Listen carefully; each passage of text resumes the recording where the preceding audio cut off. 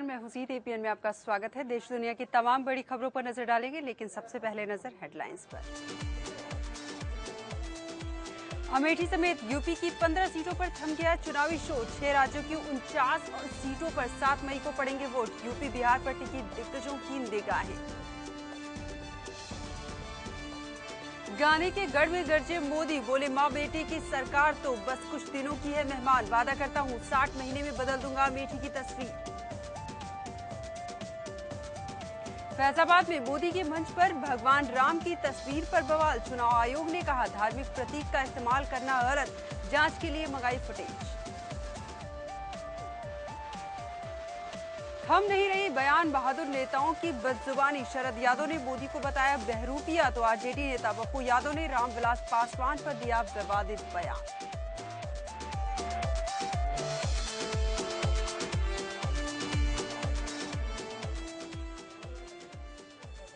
अब खबर विस्तार से। देश के 7 राज्यों की 64 सीटों के लिए थोड़ी देर पहले 6 बजे चुनाव प्रचार थम गया। लोकसभा चुनाव के 8वें चरण के लिए 7 मई को मतदान होगा। इसमें उत्तर प्रदेश की 15 सीटों, बिहार की 7 सीटों, आंध्र प्रदेश की 25 सीट, हिमाचल प्रदेश की 4 सीट, जम्मू कश्मीर की 2 सीट, उत्तराखंड की 5 सीट और पश्चिम बंगाल की 6 सीटों पर मतदान होगा। 7 मई को आंध्र प्रदेश और तेलंगाना की 175 विधानसभा सीटों के साथ ही बिहार, पश्चिम बंगाल, हिमाचल और यूपी में विधानसभा का उपचुनाव भी होना है। इस चुनाव में कांग्रेस के उपाध्यक्ष राहुल गांधी के भाग्य का भी फैसला होना है। 7 राज्यों की 64 सीटों के लिए चुनाव प्रचार का शोर अब थम चुका है। 8वें चरण के लिए 7 मई को मतदान होगा। उत्तर प्रदेश की 15 सीटों पर 7 मई को वोटिंग होगी। 7 मई को मतदाता अपने घर से निकलकर अपने मत का इस्तेमाल करेंगे। बिहार की बात करें तो बिहार के 7 सीटों के लिए चुनावी प्रचार का शोर जो है वो थम चुका है। शाम 6 बजे थमा है ये शोर। पश्चिम बंगाल की 6 सीटों पर चुनावी प्रचार का शोर जो है थम चुका है और आंध्र प्रदेश में 7 मई को 25 सीटों पर वोट डाले जाएंगे। बात करें हिमाचल प्रदेश की तो वहां 4 सीटों पर वोट डाले जाएंगे। जम्मू कश्मीर में 2 सीटों पर 7 मई को वोट डाले जाएंगे। उत्तराखंड की 5 सीटों पर भी चुनावी शोर थम चुका है और 7 मई को यहां अपने मत का इस्तेमाल करेंगे लोग।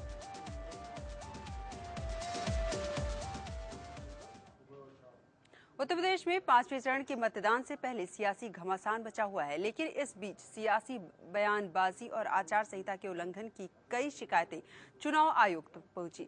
बीजेपी के नेता अमित शाह ने आजमगढ़ को आतंकवाद का अड्डा कहा, तो इसकी शिकायत कई दलों ने चुनाव आयोग तक पहुंचा दी। तो आज फैजाबाद में नरेंद्र मोदी की रैली में मंच पर भगवान राम की तस्वीर से बखेड़ा खड़ा हो गया। चुनाव आयोग ने फैजाबाद में मोदी की रैली की वीडियो फुटेज जिला प्रशासन से मंगाई है। इन तमाम मुद्दों पर यूपी के मुख्य निर्वाचन अधिकारी उमेश सिन्हा से बात की हमारे संवाददाता अभिषेक पांडे ने। सर, कुछ नेताओं की बयानबाजी आ रही है, आपने रोक लगाई, लेकिन बावजूद उसके इस तरीके की बातें आ रही हैं जो भड़काऊ भाषा की श्रेणी में आती हैं।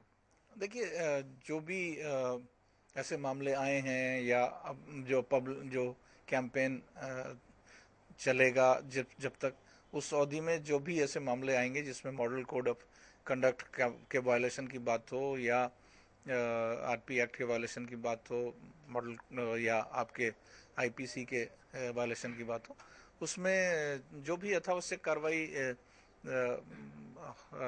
होगी वो की जाएगी। उसमें डिस्ट्रिक्ट लेवल पे भी उसको ये निर्देश हैं कि समस्त जितने भी पब्लिसिटी कैंपेन है उनका एक वीडियो सर्वेलेंस किया जाए, उसका एक पूरा ट्रैक रिकॉर्ड रखा जाए और उसमें जो मामले आते हैं जो कि आचार संहिता का उल्लंघन हो या अन्य जो विधि का उल्लंघन हो, उन मामलों की तत्काल रिपोर्ट भेजी जाए और इलेक्शन कमीशन के द्वारा उसका यदि आवश्यक होता है संज्ञान लिया जाता है, उसमें कार्रवाई की जाती है। सर, एक आखिरी सवाल है, ये यही जानना चाहेंगे कि इस बार चुनाव आयोग की कार्यशैली पे भी सवाल उठाए जा रहे हैं। आपको लगता है कि कहीं ना कहीं निष्ठा पे सवाल उठाए जाना अपने आप में गलत है? चुनाव आयोग ने बहुत मेहनत की है, बहुत काम किया है, लेकिन कुछ नेता है चुनाव आयोग की कार्यशैली पे सवाल उठा रहे हैं।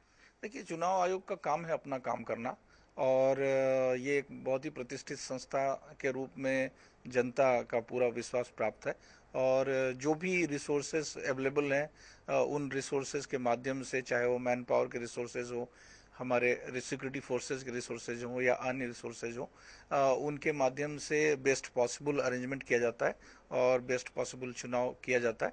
तो हमारा काम है, इलेक्शन कमीशन का काम है कि हम अपने काम को सही ढंग से अंजाम करें, एक अच्छे शांतिपूर्ण निष्पक्ष चुनाव को प्रदान करें। सिन्हा साहब का ये मानना है कि चुनाव आयोग बेहतर काम करता है, जो भी रिपोर्ट्स आएंगी, जो भी शिकायतें आएंगी, उस पर तो त्वरित कार्रवाई की जाएगी और निष्पक्ष कार्रवाई की जाएगी। कैमरामैन प्रवेश के साथ अभिषेक पांडे, APN, लखनऊ।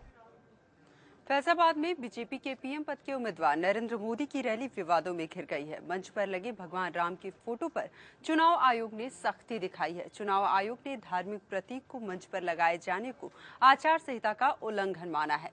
आयोग ने फैजाबाद में मोदी की रैली की फुटेज मंगाई है, तो अब मोदी की मुश्किलें बढ़ सकती हैं। आप तस्वीरों में देख सकते हैं कि रैली के दौरान भगवान राम की तस्वीर लगाई गई, जिसे धार्मिक प्रतीक मानते हुए आचार संहिता का उल्लंघन माना गया है और इसी ने इसकी फुटेज भी मंगाई है।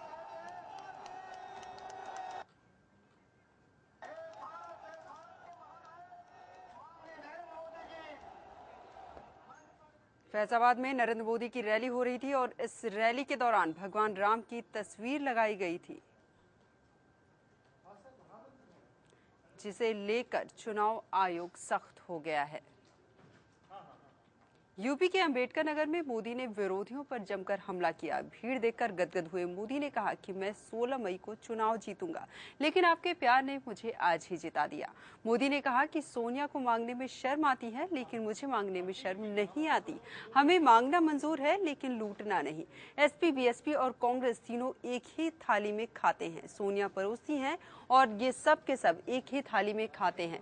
ये सभी लखनऊ में नोरा कुश्ती करते हैं और दिल्ली में दोस्त बन जाते हैं।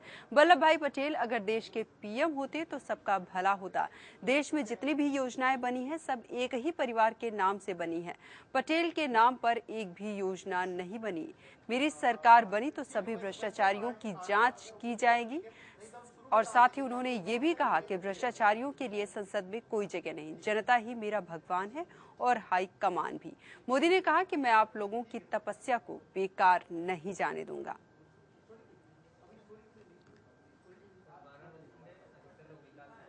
पेड न्यूज मामले में फंसे महाराष्ट्र के सीएम अशोक चौहान को सुप्रीम कोर्ट ने कोई राहत नहीं मिली है।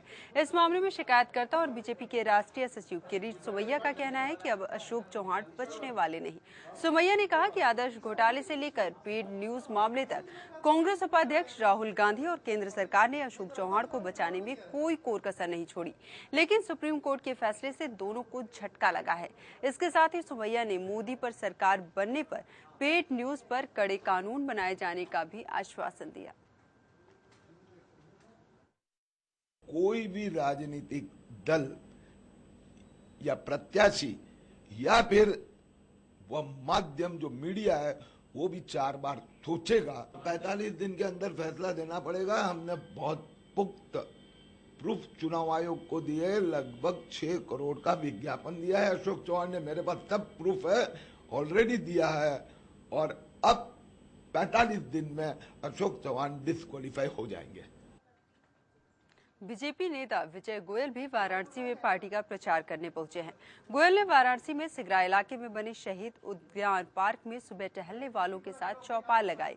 विजय गोयल ने लोगों से बीजेपी को वोट करने की अपील भी की। हर आदमी पोस्टर लगाता है, पैम्फलेट बांटता है, जुलूस करता है, मीटिंग करता है, मॉर्निंग वॉकर्स के साथ मिलेगा, पद यात्राएं करेगा। ये तो लोगों से कांटेक्ट करने के तरीके हैं, इसमें कोई किसी पार्टी का नहीं है। और मैं समझता हूं सबसे पहले दिल्ली के अंदर अगर किसी ने मॉर्निंग वॉकर्स और सीनियर सिटीजन के उसमें काम किया तो वो विजय गोयल था। जी, भारतीय जनता पार्टी के प्रधानमंत्री पद के उम्मीदवार नरेंद्र मोदी के करीबी सहयोगी अमित शाह के आजमगढ़ में दिए बयान ने सियासी हलकों में तूफान खड़ा कर दिया है। आजमगढ़ को आतंकवादियों का ठिकाना बताने वाले अमित शाह के बयान ने सपा और बसपा को जवाबी हमले का एक और मौका दे दिया है। मुख्यमंत्री अखिलेश यादव के साथ ही बसपा सुप्रीमो ने भी अमित शाह के खिलाफ मोर्चा खोल दिया है। आजमगढ़ में दिए शाह के बयान से एक बार फिर पूर्वांचल की राजनीति का सारा समीकरण बदल गया है। अभी लोकसभा चुनाव के 2 चरण बाकी हैं। दोनों ही चरणों में प्रधानमंत्री पद के 3 दावेदारों का फैसला जनता को करना है। ऐसे में हर कोई एक दूसरे को कटघरे में खड़ा करने का कोई मौका नहीं चूकना चाहता। आजमगढ़ लोकसभा सीट से पार्टी उम्मीदवार रमाकांत यादव के समर्थन में आयोजित एक चुनावी जनसभा में अमित शाह ने आजमगढ़ को आतंकवादियों का ठिकाना बता दिया और दलील दी कि इसलिए सपा सरकार कथित आतंकियों को छोड़ने की पैरवी कर रही है। आपको मालूम है कहां से लोग गए थे?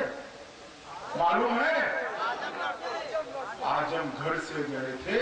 वहां जाकर देश भर में बम धमाके। मित्रों, तालियां बजाने का समय नहीं। ऐसी बात नहीं है जिससे हर्ष हो।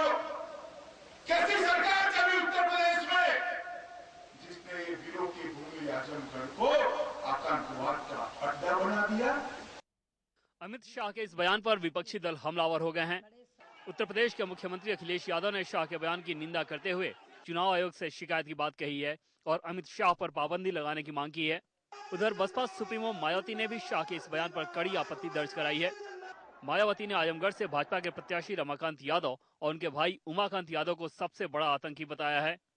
आजमगढ़ के बारे में ये कहा है कि देश में आजमगढ़ आतंकवाद का खास गढ़ है, जिसकी हमारी पार्टी कड़े शब्दों में निंदा करती है कि आजमगढ़ जिले में वहाँ सबसे बड़ा आतंकवादी इनकी पार्टी का खुद का अपना खड़ा किया गया उम्मीदवार श्री रमाकांत यादव ही है। मायावती यही नहीं रुकी, आज फैजाबाद में होने वाली नरेंद्र मोदी और मुलायम सिंह यादव की रैलियों पर भी चुनाव आयोग से निगरानी करने की अपील की। अपने भाषण को लेकर अमित शाह पहले भी विवादों में घिर चुके हैं। बिजनौर में एक सभा में अमित शाह ने वोट के जरिए बदला लेने की बात कही थी। इसके बाद चुनाव आयोग ने उन पर पाबंदी लगा दी थी। बाद में माफी मांगने के बाद शाह को प्रचार की इजाजत दी गई, लेकिन अब अमित शाह के बयान ने सियासी हलकों में तूफान ला दिया है। अब देखना होगा कि सपा और बसपा की अपील पर चुनाव आयोग क्या कदम उठाता है। राधेश्याम दीक्षित, एपीएन, लखनऊ। आजमगढ़ पहुंचे नितिन गडकरी ने अमित शाह की ओर से दिए गए बयान पर कहा कि अमित शाह ने जो कहा उसे गलत तरीके से पेश किया जा रहा है, वो पूरी तरह से गलत है। तो अमित शाह के बयान पर जहां लगातार विवाद हो रहे हैं, वहीं इसके बचाव में नितिन गडकरी सामने आया और उन्होंने कहा कि अमित शाह के बयान को गलत तरीके से पेश किया गया है। पहली बात तो ऐसी है कि कोई कुछ भी बयान देता है, इन सब बातों का खुलासा करने की आवश्यकता नहीं। जनता समझती है कौन क्या है और जनता इसका उचित। बुलेटिन में रुकते हैं एक छोटे से ब्रेक के लिए, जल्द होते हैं हाजिर।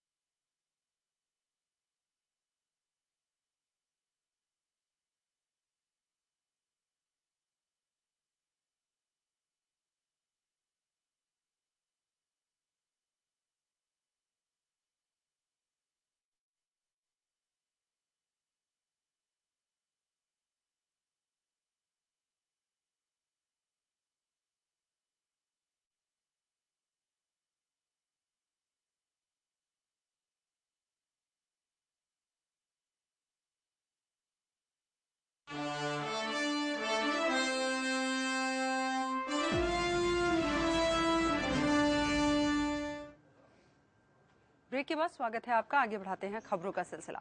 वाराणसी में चुनाव को लेकर पूरे देश की नजर है। इस सीट से क्षेत्रीय पार्टियों के साथ साथ राष्ट्रीय पार्टियों की प्रतिष्ठा भी दांव पर लगी है। खासकर बीजेपी के लिए वाराणसी सीट सबसे ज्यादा महत्वपूर्ण है और शायद इसी कारण से पार्टी के कई नेता वाराणसी में जमकर पसीना बहा रहे हैं। वहीं कैप्टन अभिमन्यु से बात की एपीएन संवाददाता राजीव रंजन ने। 2014 लोकसभा में वाराणसी बीजेपी के लिए कुंभ बन गया है और बीजेपी के हर नेता इस कुंभ में डुबकी लगाने के लिए बेकरार हैं और शायद इसीलिए कैप्टन अभिमन्यु भी वाराणसी पहुंचे हैं। इनसे जानते हैं आखिर क्या लग रहा है वाराणसी की स्थिति। वाराणसी लोकसभा क्षेत्र की जनता ने इस बार का 2014 के चुनाव में एक सांसद का नहीं, एक प्रधानमंत्री का चुनाव करना है और श्रीमान नरेंद्र भाई मोदी जी के नामांकन के समय इतना विशाल और विराट स्वरूप वाराणसी की जनता ने दिखाया तो एक प्रकार से 16 मई का चुनाव का परिणाम तो उसी दिन आ गया था। आज क्षेत्र की आम जनता अपने आप में स्वयं को नरेंद्र मोदी मान करके वह भारत के प्रधानमंत्री को वाराणसी से चुना हुआ देखना चाहती है। तो वाराणसी में अन्य दल वह दूसरे, तीसरे, चौथे, पांचवें पद की लड़ाई में अपनी अपनी जमानतें बचाने के लिए उसकी जुगत और जुगाड़ में लगे हुए हैं। अभिमन्यु जी, आपने अमेठी पर प्रहार किया है, क्या आप अमेठी के बारे में कुछ बताना चाह रहे हैं, कुछ वीडियो दिखाना चाह रहे हैं? एक तरफ आज देश की राजनीति में जनता देख रही है कि भारतीय जनता पार्टी सुशासन और विकास के आधार पर वोट मांग रही है। दूसरी तरफ 10 वर्षों के पिछले यूपीए सरकार के शासनकाल के उनके शहजादे, उनके युवराज, उनके हाकिम, उनके अपने संसदीय क्षेत्र जो है वो दुर्दशा, बदहाली और बेरोजगारी, गुर्बत का सबसे बड़ा प्रमाण बन करके उभरा है।